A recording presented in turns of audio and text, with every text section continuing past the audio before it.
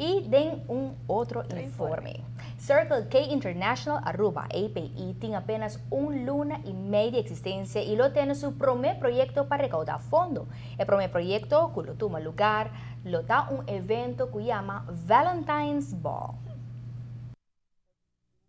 Organizando nosso primeiro projeto para recaudar fundo. Está sendo que em dezembro, Circle K Colégio e Award oficializar. Então, assim que nós temos que trabalhar para recaudar fundo, então para pôr o clube trem.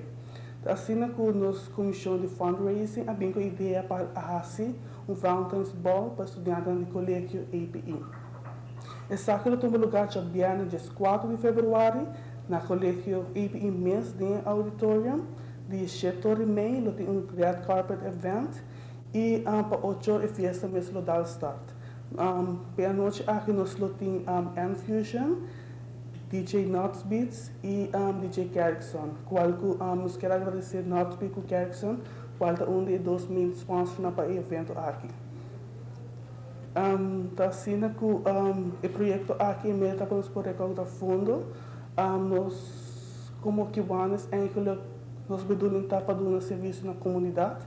E para o primeiro projeto, nós decidimos ajudar Imelda Hoff. Uau, tremendo apresentação da Baiting.